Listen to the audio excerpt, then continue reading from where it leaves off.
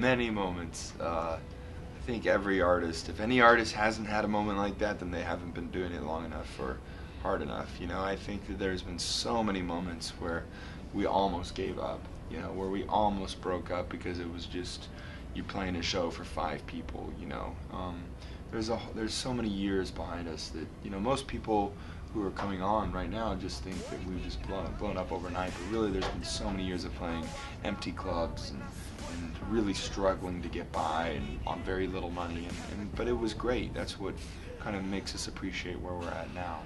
I remember one gig where every time I would touch my guitar string, I'd get electrocuted. There was bad electricity in the building, and so when I would touch the string, it would complete a circuit somewhere that would jolt me, and so that wasn't the most inspiring situation to play the guitar. For like great use of space, though. Great use of space. I played less and more tasteful because I really had to decide when I wanted to play, and it had to be meaningful.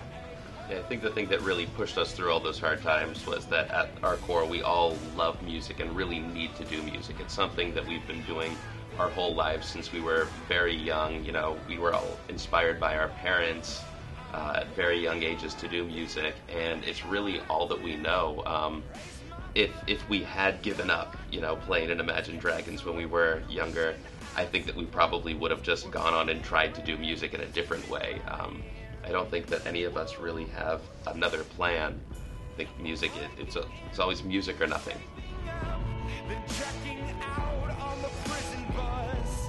It's probably different for all of us. I grew up listening to a lot of Harry Nilsson, Paul Simon, Billy Joel, Beatles.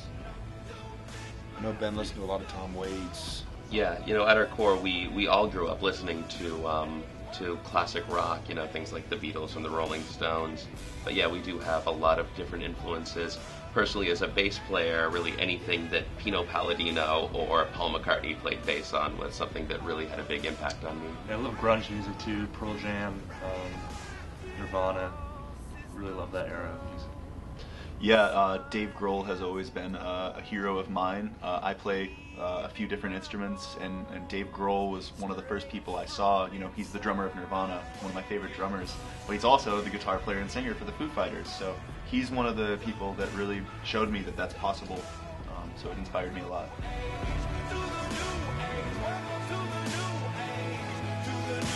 We hate each other. We're actually enemies. No, we're all best buds, you know. You have to be. We spend so much time together. I mean, I guess you don't have to be. A lot of bands hate each other and break up. Fortunately for us, we get along fairly well. We're all pretty easygoing, laid-back dudes. Yeah, when we started out in Vegas, you know, we all lived together, and going through those early years when we did have so many struggles, you know, trying to get anybody to hear our music, and when we did get people to hear our music, you know, trying to get ourselves to and from gigs, having people steal from us when we were on stage. People stole all of our money and all of our passports at one show when we really couldn't afford to lose anything, and we still managed to, you know, push on. We've kind of been bonded together through those struggles, and we're more of a family than friends.